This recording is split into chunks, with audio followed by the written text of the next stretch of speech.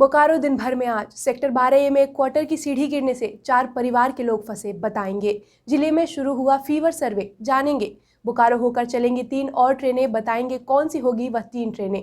जीवन plus diagnostic centre के opening में भी शामिल होंगे। 2 दिन की छुट्टी के बाद एक बार फिर स्वागत है आपका बोकारो दिन भर में। मैं प्रियंका। पिछले 24 घंटे में जिले में बहुत कुछ हुआ। हर बड़ी खबर की चर्चा करेंगे विस्तार से। जहां तक अन्य खबरों की बात, 25 साल बाद लौटेगी चास बस स्टैंड की रौनक, ये भी बताएंगे। जिले के मौसम का भी हाल जानेंगे, कोरोना की भी बात होगी और भी बहुत कुछ। लेकिन पहले देश दुनिया का हाल। कोरोना को लेकर प्रधानमंत्री और 8 राज्यों के मुख्यमंत्रियों की कल अहम बैठक। पंजाब में किसान आंदोलन के कारण 2 महीने से बंद ट्रेनें आज से हुई शुरू। कोरोना को देखते हुए गुजरात के 4 शहरों और राजस्थान के 8 शहरों में आज से नाइट कर्फ्यू। यूपी में आज से खुले कॉलेज और यूनिवर्सिटी। दिल्ली में 24 घंटे में 121 मौतें, 6,746 नए मामले। सप्ताह के पहले दिन सेंसेक्स 194 अंक और निफ्टी 67 अंक बढ़कर बंद हुआ। सोने की कीमत 50 रुपए प्रति 10 ग्राम बढ़ी, तो वहीं चांदी का दाम 300 रुपए प्रति किलोग्राम गिरा। अब एक नजर आपके राज्य झारखंड की 3 बड़ी खबरों पर। झारखंड में दक्षिण पूर्व रेलवे ने दी 6 ट्रेनों को चलाने की मंजूरी, जिसमें हटिया एर्नाकुलम ट्रेन, गरीब रथ समेत 6 ट्रेनें शामिल हैं। झारखंड में बादल छटते ही बढ़ी ठंड, तापमान में 6 डिग्री की गिरावट। झारखंड में कोरोना के पिछले 24 घंटे में 137 नए पॉजिटिव मरीज सामने आए हैं, वहीं 5 लोगों की मौत हो गई है। तो ये थी देश दुनिया और झारखंड की खबरें। अब नजर डालते हैं बोकारो के 9 प्रखंडों की खबरों पर, जो आज सुर्खियों में बनी रही। बोकारो के सेक्टर 12A में रविवार रात उस वक्त डर का माहौल हो गया जब BSL के एक ब्लॉक की सीढ़ी ताश के पत्ते की तरह गिर गई, जिसकी वजह से घरों में रहने वाले 4 परिवार के लोग फंस गए। ब्लॉक में रहने वाले 4 परिवार पहली और दूसरी मंजिल में फंस गए। राहत की बात यह रही कि इस घटना में किसी के हताहत होने की खबर नहीं आई है। घटना की सूचना मिलने पर BSL के निदेशक प्रभारी अमरेंदु प्रकाश घटनास्थल पहुंचे और घटना की जानकारी लेते हुए सभी लोगों के रहने की अल्टरनेटिव अरेंजमेंट करने को कहा। साथ ही उन्होंने जिन ब्लॉक की स्थिति ठीक नहीं है उन सभी को चिन्हित कर तुरंत आगे की कार्यवाही करने का भी निर्देश दिया। जिले के सभी प्रखंडों में सहियाओं ने आज से फीवर सर्वे शुरू किया है, जो कि 23 नवंबर से 28 नवंबर तक चलेगी। इस सर्वे के दौरान घर में मिलने वाले मलेरिया और डेंगू के मरीजों की RDA किट से जांच की जाएगी। इस क्रम में किसी व्यक्ति में बुखार के लक्षण पाए जाने पर सहिया उसे कोरोना जांच कराने के लिए तुरंत नजदीक के स्वास्थ्य केंद्र या अस्पताल में रेफर करेंगे, और अगर वह मरीज पॉजिटिव पाया जाता है तो उसे तुरंत अस्पताल में रेफर किया जाएगा, जबकि मलेरिया और डेंगू की जांच रिपोर्ट घर पर ही बता दी जाएगी। जिस व्यक्ति को इन दोनों में से कोई भी बीमारी होगी तो मलेरिया विभाग से उसे दवा देकर उसका उपचार किया जाएगा। जिला कार्यक्रम समन्वयक मनीष कुमार के अनुसार जांच के लिए अस्पताल और स्वास्थ्य केंद्र में सेवा चालू कर दी गई है, और जहां पर यह सेवा चालू नहीं है वहां से मरीजों की जांच एंटीजन किट से ही की जाएगी। आपको बता दें कि इस सघन फीवर सर्वे के लिए जिले भर में कुल 1383 सहिया को लगाया गया है। 25 साल बाद लौटेगी चास बस स्टैंड की रौनक। कृषि बाजार समिति के बगल में 25 साल पहले लाखों रुपए की लागत से बने बस स्टैंड को वापस शुरू करने की तैयारी की जा रही है। अपर नगर आयुक्त शशि प्रकाश झा ने रविवार को इस बस स्टैंड का निरीक्षण किया। अपर नगर आयुक्त शशि प्रकाश झा ने बताया कि इस बस स्टैंड को पूरी तरह से डेवलप करने के लिए चास SDO से भी बात हुई है। यह बस स्टैंड NH के करीब है, इसलिए इसकी ज़रूरत भी बढ़ गई है और इसकी मरम्मत करवाने के लिए बात चल रही है। साथ ही अपर नगर आयुक्त ने बताया कि यहां पर जो ट्रक अवैध रूप से खड़ा करेंगे उन पर FIR की जाएगी। आपको बता दें, चास बस स्टैंड से धनबाद, रांची, पुरुलिया और जमशेदपुर के लिए फिलहाल बसें मिलेंगी। बोकारो होकर चलेंगी 3 और ट्रेनें। दक्षिण पूर्व रेलवे मुख्यालय ने बोकारो रेलवे स्टेशन से होकर 3 और ट्रेनों को चलाए जाने का फैसला लिया है। इनमें रांची नई दिल्ली राजधानी एक्सप्रेस, रांची मुंबई लोकमान्य तिलक एक्सप्रेस और टाटा अमृतसर जलियाबाग एक्सप्रेस शामिल है। हालांकि अभी तीनों ट्रेनों के समय को निर्धारित नहीं किया गया है, लेकिन तीनों ट्रेनों को चलाने को लेकर तैयारी शुरू कर दी गई है। बोकारो होकर तीनों ट्रेनें सप्ताह में अपने निर्धारित पुराने समय और दिन पर ही चलने की संभावना जताई जा रही है, क्योंकि उस समय अभी तक कोई और दूसरी ट्रेनें नहीं चलाई जा रही है। आपको बता दें, अभी पूजा स्पेशल 5 ट्रेनें बोकारो होकर गुजर रही हैं। उनका परिचालन 30 नवंबर के बाद बंद हो जाएगा, जिसके बाद इन 3 ट्रेनों के चलने से बोकारो के यात्रियों को काफी सुविधा मिलेगी। शहर के सीवरेज के पानी को नदी तालाबों में जाने से रोकने और उस पानी को कंस्ट्रक्शन और एग्रीकल्चर के उपयोग के लिए बनाने की योजना नगर निगम ने तैयार कर ली है।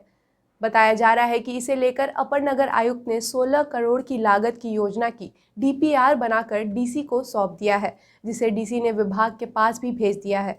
अपर नगर आयुक्त शशि प्रकाश झा ने बताया कि सबसे पहले सभी छोटी बड़ी नालियों को एक बड़े पाइपलाइन से जोड़ा जाएगा। चास के कुल 64 नाले हैं जिसे सीधे नदियों में गंदा पानी गिरता है। उन सभी को एक बड़ी पाइपलाइन के जरिए नदी किनारे STP यानी सीवरेज ट्रीटमेंट प्लांट में पहुंचाया जाएगा, जिसका ट्रीटमेंट कर शुद्धिकरण किया जाएगा। फिर उस पानी को इस्तेमाल कंस्ट्रक्शन लाइन और कृषि काम में किया जाएगा। अब जान लेते हैं कोरोना अपडेट। बोकारो में अभी कोरोना के एक्टिव केसेस की संख्या 712 हो गई है। वहीं अब तक 1071 लोग ठीक होकर घर भी जा चुके हैं।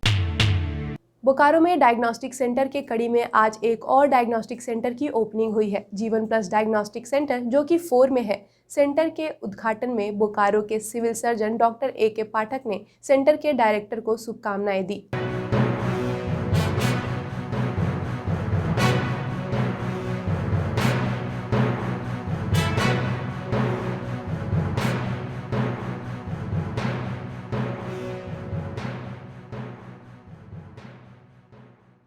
को भी ऐड करेंगे, तो इसीलिए ये एक तरह से हमारे यहाँ बोकारो के जनता के लिए एक अच्छा उपहार है कि बढ़िया से आप अपने किसी भी तरह का जांच जो है पैथोलॉजिकल वो यहाँ पर बिल्कुल विश्वसनीय तरीके से करा पाएंगे। हमारे यहाँ जीवन प्लस पैथोलॉजी में ब्लड जांच के लिए बहुत यूनिक मशीन रखा गया है, जैसे CBC है, कंप्लीट ब्लड काउंटिंग है, उसके बाद एनालाइज़र है, और जो कि बोकारो में इस ढंग का मशीन उपलब्ध नहीं है। और यहाँ पे हमारा मेन फोकस है कि हम एक्यूरेसी जो होना चाहिए वो 100% हो, उसी पे हम लोग काम कर रहे हैं और हम इसको डेवलप करेंगे। और जो रिपोर्ट होना चाहिए वो 100% एक्यूरेसी से जाना चाहिए, इसी को हम लोग मेंटेन करेंगे। बोकारो में और भी डायग्नोस्टिक सेंटर है, इसमें और एक डायग्नोस्टिक सेंटर में इजाफा, और इसमें जो बेसिक सारे अभी जो टेस्ट होते हैं वो हम लोग भी कर रहे हैं, जैसे CBC हुआ, थायराइड का जांच हुआ, LFT हुआ, किडनी फंक्शन टेस्ट हुआ, लिवर फंक्शन टेस्ट हुआ। और हम लोग कोशिश ये करेंगे कि हमारा जो रिपोर्ट सटीक और बेहतर हो। वही जांच केंद्र पर ही हमारा केंद्रित रहना है। उसमें जितने भी तरह के ब्लड के जितने भी तरह के जांच होंगे, जो हमको बहुत सारा जानकारी भी नहीं है, सर लोगों के मतलब संरक्षण में सर लोगों के भी गाइडलाइन से मैंने सारे मशीन को मंगवाया। जो उनको लगता है कि नहीं ये मशीन बोकारो में नहीं है, जैसे CBC यहाँ 3 पैरामीटर्स का है, जो 5 पैरामीटर्स में काफ़ी एक्यूरेसी आता है, तो उसको मैंने मंगवाया। उसके बाद इलेक्ट्रोलाइट में शायद 2 ही टेस्ट लोग ज़्यादा कराते हैं, सोडियम पोटासियम का, जो हमारा इलेक्ट्रोलाइट में 5 टेस्ट होता है, सोडियम पोटासियम, क्लोराइड, कैल्शियम और pH का। उसके बाद में सेमी ऑटोमेटिक बायोकेमिस्ट्री हमारा है, फिर और फुल्ली ऑटोमेटिक भी बायोकेमिस्ट्री हमारा आ रहा है। उसमें भी बहुत सारा कॉमन टेस्ट सब एक साथ मिल जाएंगे, जो एक्स्ट्रा अलग से जो पैसे खर्च करने पड़ते थे वो सब नहीं होंगे। स्टारी प्रीमियर लीग में एवेंजर बुल्स ने मारी बाजी। चंद्रपुरा के दुग्धा के बरगाछ खेल मैदान में रविवार को starry premier league avenger bulls और स्टार क्लब के बीच मैच खेला गया, जिसमें पहले बैटिंग करते हुए स्टार क्लब के खिलाड़ियों ने 12 ओवर में 90 रन बनाए और फिर एवेंजर बुल्स के खिलाड़ियों ने 11 ओवर में 3 विकेट खोकर जीत का लक्ष्य हासिल किया।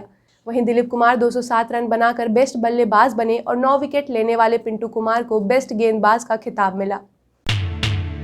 पूर्व मंत्री और धनबाद के जाने माने अधिवक्ता OP लाल के निधन पर चित्रगुप्त महापरिवार बोकारो जिला बेरमो कमेटी और कायस्थ महासभा ने शोक व्यक्त करते हुए कहा कि वह समाज और झारखंड की एक पहचान थे। उनके निधन से समाज को क्षति पहुंची है और उनकी कमी हमेशा खलेगी।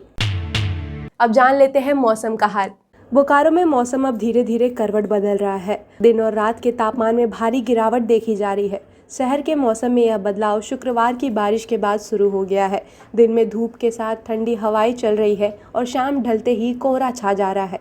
मौसम विभाग के अनुसार अगले 2 दिनों तक शहर में धूप छांव की स्थिति बनी रहेगी। आज का अधिकतम तापमान 26 डिग्री सेल्सियस और न्यूनतम तापमान 11 डिग्री सेल्सियस रिकॉर्ड किया गया। आप अपने आसपास की घटनाएं और समस्याओं को हमें व्हाट्सएप कर सकते हैं। हमारा व्हाट्सएप नंबर है 9334210302। फिर मिलेंगे बोकारो दिन भर में सोमवार से शुक्रवार रात 8 बजे। तब तक के लिए नमस्कार। बने रहें thetimesmedia.com पर। आप हमें फेसबुक और यूट्यूब पर भी देख सकते हैं।